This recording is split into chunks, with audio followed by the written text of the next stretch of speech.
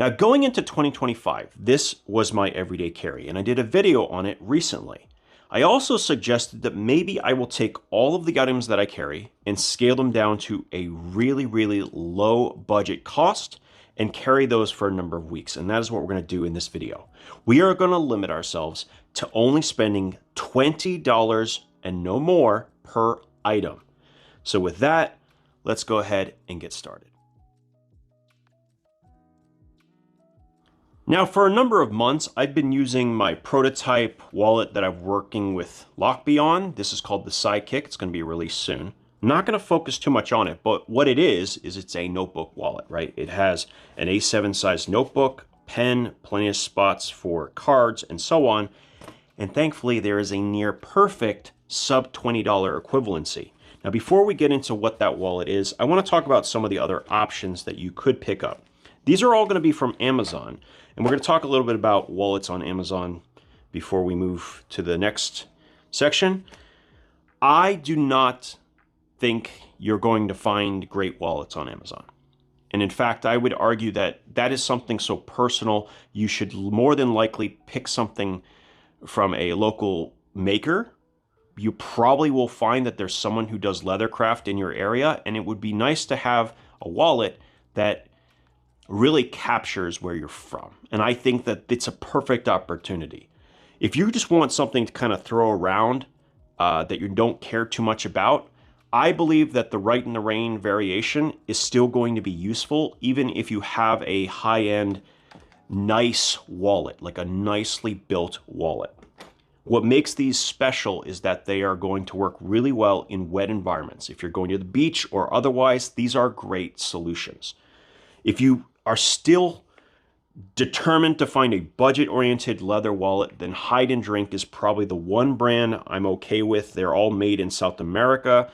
They are chrome tan leather. It's not really high quality, but it'll get the job done.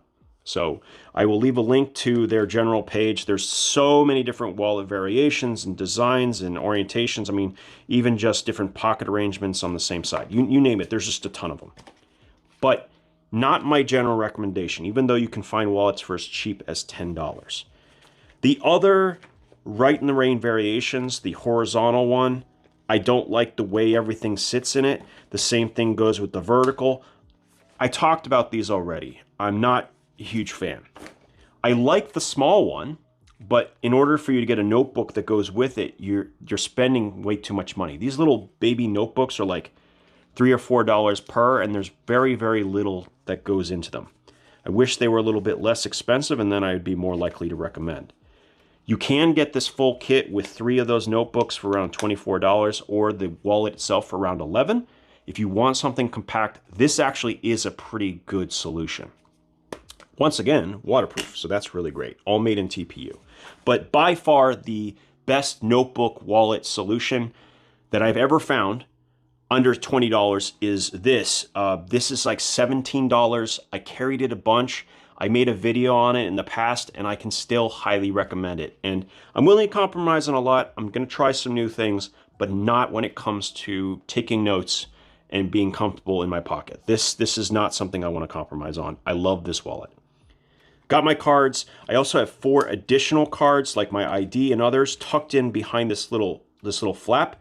I even have some folded flashcards, which gives me even more ways to write things if I want to keep some extra notes. I have my folded cash and a spot for the pen we'll talk about in a minute. And then on the front, you'll notice this little slot. Now, this is designed to take their notebooks, but it will also work with this 99-cent notebook I got at Staples. It'll work with my favorite notebook currently, which is the Life Noble Notepad. And this thing has some of the nicest paper. Oh my goodness, so nice. And it fits perfectly. Notice it's where it lines up. When you take the strap, you can then fold it over and it holds that notebook completely flat. This thing is so good. So much better than their other designs. I cannot say enough. Now, as far as pen is concerned, my favorite one is the Skillcraft Aviator B3. This is assembled here in America by, they actually give jobs to people who are blind. So it is a generally a military contract. These are pens that are given to many of the services, but you can still buy them on Amazon. They're around $22 to $25. So just outside our range. Plus, I'm trying to challenge myself. Obviously, I'm going to like something that has a pen, a red and black ink, along with a eraser. I mean, this is great. This is my favorite pen. So that wouldn't be really pushing myself out of my normal comfort zone. And I've also tested a lot of these other pens, like the F701. I mean, this is a classic, and it works so well. I have tested the G450, which is a gel pen and is also quite comfortable. And then same thing with the F301. So I've tried a lot of these pens. I like the multi-pen from Bic.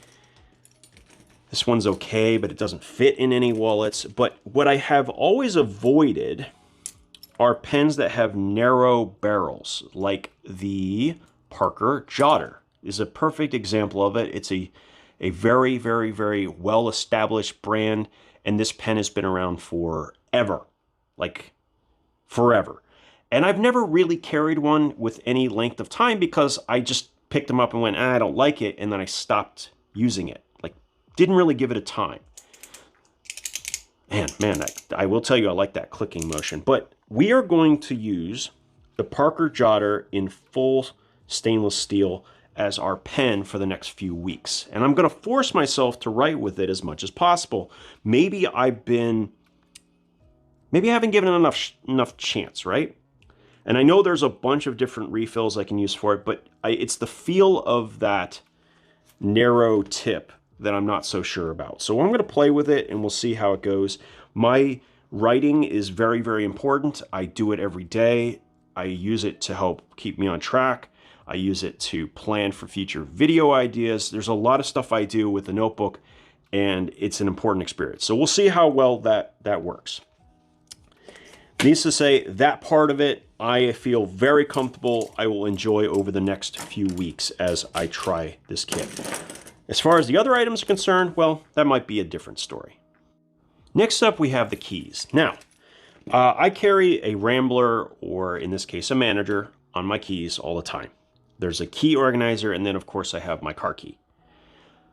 This is not a expensive setup by any stretch of the imagination. The Keyport Pivot 2.0 is around 30 bucks as a base model. You can get it with a flashlight for like 40 something, and that's actually a pretty slick flashlight as well that kind of works modular with it. And we'll talk about a flashlight a little bit later. That's perfectly fine. But if I was going to go as cheap as possible, and I wasn't just limiting myself to $20, I was thinking, how cheap could I make it? And this is something I've talked about in the past, but this is how I would set up my keys. If I was trying to keep it as cheap as possible, it would look something like this. First, we got to have a Night Eyes pry tool. This is their doohickey. This specific model is important, and I'll explain in a minute. I have a cabled key holder, which, being flexible, is also important for this setup. And you'll notice that I have attached a little elastic around all the keys. What that does is, as you fan it, you use it, it forces the keys back where they're supposed to go, and it keeps them from making a lot of noise. And then on top of it, I've attached a Uncle Bill's sliver grippers. I used to call them silver grippers. But yeah, these are fantastic tweezers. Not exactly enough money to get us into Victorinox. Unfortunately, I think only the, what's it called? There's one 58 millimeter that's cheap enough, but Victorinox that fits on your keys that doesn't have a scissor is pretty useless in my opinion, because that's the most important tool. And the classic SD is now almost $30. So that's not going to be something we can fit in our budget for this time. But what makes this such a great setup is that you can actually use the Night Eyes doohickey to attach to any belt loop. So you attach this to belt loop, and then you actually can turn it around, and now you can actually dangle your keys using this tool. And obviously you also have a bottle opener, you have a flathead, and a package opener. So this is in itself a multi-tool. And then along with that, you also have access to some tweezers. I think this is a great setup. So for me, this is what I would rock if I was going as cheap as humanly possible. All right, things are about to get really fun. We've moved away from the essentials, and now we're talking about the individual components that I use and sometimes mix and match.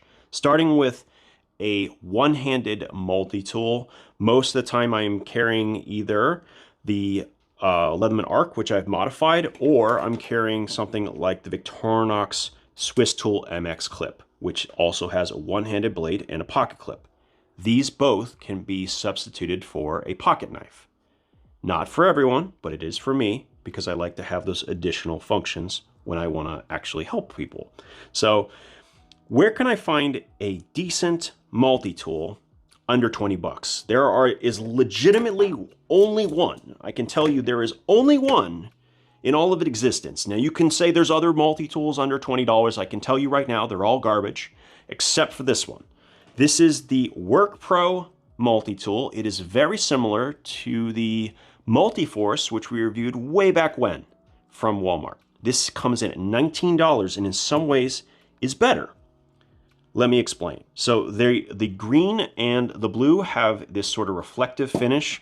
The red has this little matte finish, which I really, really like. So for this video, I'm actually going to carry the red one. This is what I'm going to carry for the foreseeable future. You know, I'll take it back. I'm going to do the blue one. Just matches everything else a little bit better. The blue WorkPro, and basically what we have here is we have a one-handed blade. Unfortunately, it is kind of on the wrong side, sort of. There's some argument to say that it's better to have quick access to the serrated so that you can use it for opening packages and so on. Your debate.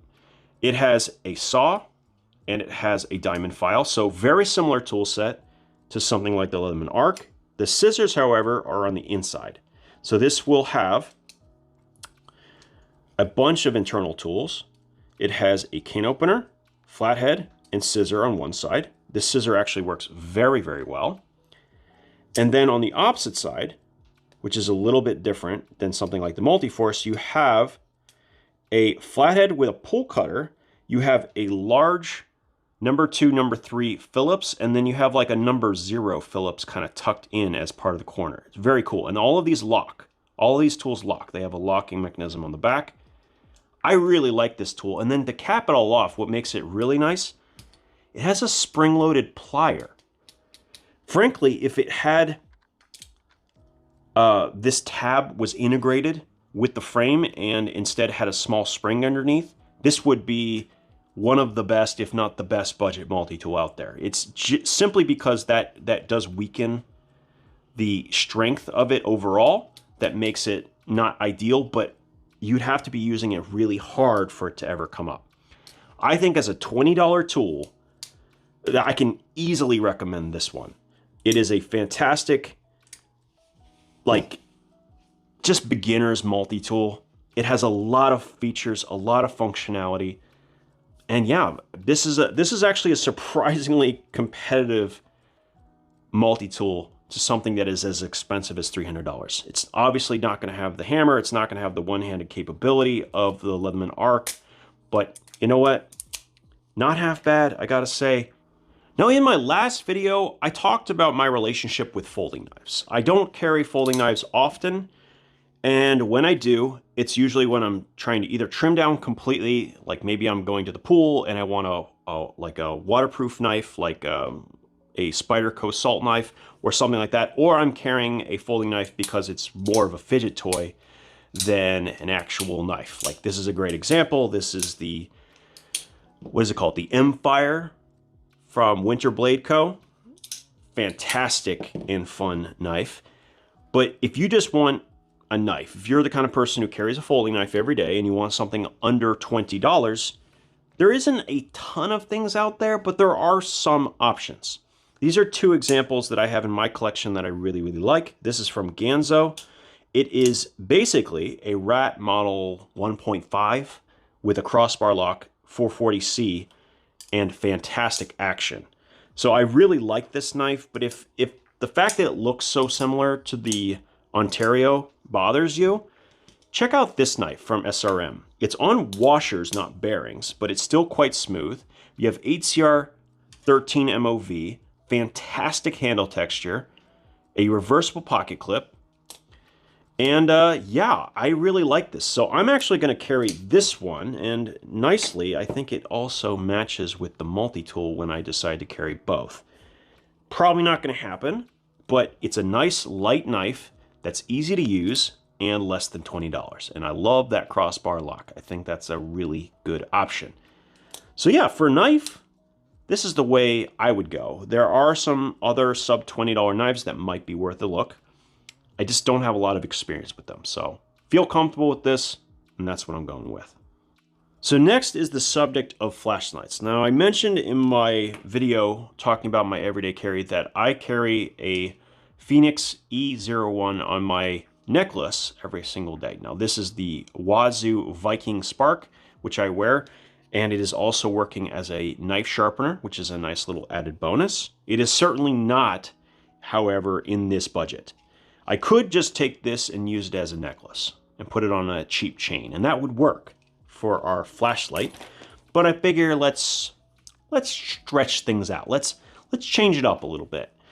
And I do carry separate flashlights, but they tend to have high power output and be more focused on the defensive aspect, right? So they have a really high candela like this Multitool T1 Pro Tac at 23,000 candela, but this uses a standard AA or 14500, or it could be something like this, the TA21. We're gonna put those aside. Thankfully, there are some great flashlights under $20, but one stands head and shoulders above the rest, at least in my opinion right now, and that is the V-Tiger T1A. In many ways, it's like the strict upgrade to the Pokelit AA if you're looking for a cool white. So 1300 lumen max output, a metal switch, and what's great about this switch is that it also works hands-free. So you have a magnet built into that switch, 3 different modes, up to a maximum of 1300 lumens. It's a fantastic light. This is a no-brainer. This one is easy for me. And then on top of it, it comes included with less than $20, which is just wild, a battery that has a Type-C port built into it. You can use a standard AA if you want to, but this is what's going to achieve all of that high output. So a great battery that comes with it, and yeah, not much more to say. This is actually a pretty easy no-brainer for a sub $20 flashlight. There are a few larger flashlights in the 18650 size, very few, but they have a side switch, and I much prefer having a tail switch, and this is a more compact light. So I actually think this is a bit more universal for people. You can also go with the even smaller i3T2 from Olight. This is a AAA, but I don't like AAA flashlights for one really important reason. This is also a AAA flashlight, but this is not also a AA. And why that is true is you can get these little plastic cases that can turn any AAA battery into a AA. It just won't have as long a runtime. The versatility of usage from a AA is much higher. You're also going to get a lot more runtime, a lot more power. It's just a better platform in general. And the difference in size is not as big as it used to be. So I definitely think that it's worth going with the AA size. And the V-Tiger T1A is probably the best of the bunch. Next, we'll talk about everyday fixed blades. Now, if you don't mind carrying a knife on your belt, and that's something that's common around where you live, it's hard to beat the Murakami, right? Whether it's the Robust, the Classic, the 511, or the Companion, they're all going to be good. Unfortunately, if you want to carry it in your pocket, you're either going to shell out basically what is the same price for a clip to attach it and then have to spend some time modifying like I did here, or you're just going to be boned. And so for that reason, I wanted to look for something different, something that made it possible to carry the knife easily inside the pocket or in different orientations, And I found two knives that do this job very, very well. The first one I've talked about in the past, and that is the Schrade Adder. So I have this set up in such a way where I took off the clip, which is not very good, and I've attached what is called a static line carry. So this actually was included with it, and basically what I've done is made it so that I can put this on my belt. This is tucked into my pocket, like so, and then when I need it, I pull it up with my hand, and then that's basically how you deploy it. And it's great because you don't see the knife whatsoever. It's very hidden, okay? Now you can also set this up lashed in a way that you can go across your body and use it in that manner, or you can even put it behind you in scout carry. So it has a couple of options in that way. It also has a bunch of spots, so if you did want to attach a clip, this sheath will function that way. The blade itself is surprisingly good for a sub $20 knife. So AUS 10 is very similar to VG10. And that is a very, very good steel to find in a sub $20 knife. It's pretty comfortable. It's nice and compact, sub 3-inch blade. I can definitely recommend this one. But it probably won't be the one I'm going to try because I've already carried it. I found out recently that Cold Steel has updated their mini tack line. And so this one, the Bowie version, has actually had a huge update. There's multiple things that they have changed. The first one is that now the handle has been positioned a little bit further out, which means you can put your fingers in the right position from the very beginning. I really like that. That's the first thing that's changed. The other thing that's changed is that it went from a hollow grind to a flat grind, making the tip much, much thicker and much, much stronger. That's very nice. And then the last thing that they did is they went from a AUS 8 to an 8CR14 MOV. Now, it was always made in China, but the fact that all of these upgrades together come with a $17 price tag with nice handle grip, I can definitely say this will work, and this will work pretty darn well. It comes with a chain to be worn as a neck knife, and I've never been a neck knife person, but I will probably set this up the exact same way I did with the Adder, as a static line carry in the pocket, and that's the way I'm probably going to end up carrying it.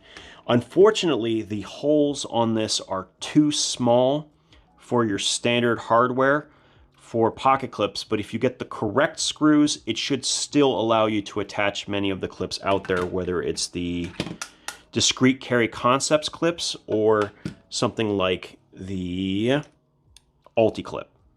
Regardless, if you have the correct hardware, you should still be able to use it in a bunch of different ways. I like that with the way that it's buried with the handle, it's very similar to what I had with the Armis knife and tool knife. So I'm actually kind of excited to try this for a while and use it for as much as I can, because it has a much longer blade than the Adder, substantially so. And I prefer the handle also. So you can see, like, there's almost an inch, I would say maybe a little bit over half an inch of cutting length that is added to this. They're saying a 4-inch blade, but that's because they're measuring from the handle to right there. But the actual cutting edge is only about a half an inch, a little bit more than a half an inch longer than the Adder. Either way, I think that that's going to be a pretty easy one. And I actually also prefer the sheath, the way it locks in. Very secure, very nice. That'll work. Now, I would say we have to cover the watch subject, but I'm going to anyway. I usually wear either something from Casio, which can be either a G-Shock or the standard brand, usually this one, or I wear something from Bear, usually a solar quartz movement. I also have some customs like this one. This is the AE 1200, but with a titanium back, stainless steel bracelet, as well as a sapphire crystal. This is a $200 add-on to what is, in fact, the best $20 watch in the world, the AE 1200, which I will bring in for just a minute. Where is it? Over here. Here we go. So here is what it looks like when you will get it. And if you don't own one, you should, because this is not only the best $20 watch on planet Earth, it is dollar for dollar the single best watch ever made. Period. Full stop. There is nothing, and that includes all the way up to the AP Royal Oak and everything else, any watch that has even remotely the same functionality and the same price value. It just does not exist. Not only does it have an absolutely fantastic backlight, it has a very unique style and look. It has 100 meters of water resistance, which isn't always common, especially at this price point. It has 5 alarms, which is super useful, and I do use them. It has access to stopwatch and timer and basically everything you could ever want in a watch. Dollar for dollar, this is the best watch on planet Earth. But because I already love it, I certainly can't pick it for this video. I'm gonna challenge myself, right? And this is low-hanging fruit. It's too low, too low-hanging fruit. I need something harder, something I haven't worn before. And so I have a bunch of watches here that are all less than $20, and they're all from Casio because there is no such thing as a good watch not made by Casio under 20. Every other brand is just comparatively bad, okay? They're all bad. And yes, that includes Timex. Nothing made by any other company can even come close to what Casio delivers under 20 bucks, period, full stop. Okay, moving on. The F91W, which is the quintessential, original digital watch, right? It's just iconic. It's iconic, but it's bad. And the conclusion is going to be the same. I don't like this watch. I mean, yes, I understand its history, but it's not something I'm going to enjoy, so that is instantly going to be out. And I've already worn the heck out of these. These are analog watches, 100 meters of water resistance, stupidly durable, and bidirectional bezels. They are fantastic. I have like 4 different color variations of it. I've talked about them so much. I can't pick that one either because I already know how I feel about that. The calculator watch. You want to talk about iconic? For me, this was the watch I coveted. It wasn't the F91W. It was the calculator watch. And even by today's standards, this gets a lot of head turns. I've had some wonderful conversations with people talking about the past because of this watch. So if you don't own one and you grew up in the 90s and the 80s like I did, you understand and you need one. But because I love it already, I can't pick that watch. So I found this one a while back. Now it comes in a bunch of different colors and it's very G-Shock-esque, right? It's very G-Shock-esque. And I really like this black one. It's very, very clean look. And I'm gonna try this one for the next few weeks. It turns out that the backlight, even though it's on one side, it's still very, very clear. And so I like that. I would definitely like to try this one for a few weeks. And so what we're gonna do is we're gonna go with this. Like I said, there's a ton of color variations. You can take a look. And there are also a bunch more watches from Casio less than 20 bucks. I, however, need a smaller kind of, what do they call it? Lug to lug width. And this watch just fits and it works well on my wrist. So this is the one I'm going to end up going with for the next few weeks. Yeah, much, much nicer. So with that, I think we have our full lineup. Let's go ahead and conclude. And here we are. This is going to be my everyday carry for the next 2 to 4 weeks, something like that. I have a feeling I'm going to enjoy this because most of the items here I feel pretty confident are going to perform. I've had great experience with Cold Steel. Obviously, I have excellent experience with Casio. The wallet I've already used. But there's going to be some interesting tests like the pen, this folding knife, the flashlight long-term, as well as using this $19, $20 multi-tool. I'm also going to obviously swap out the keys for my keys, but I didn't want to show those on camera. I'm curious to hear your thoughts. We're going to take this same approach and we're going to go up to the next tier. The only question is, should I go from 20 to 30 or should I go from $20 all the way up to $40? Curious to hear your thoughts. As always, thank you guys for your time and we'll talk again soon.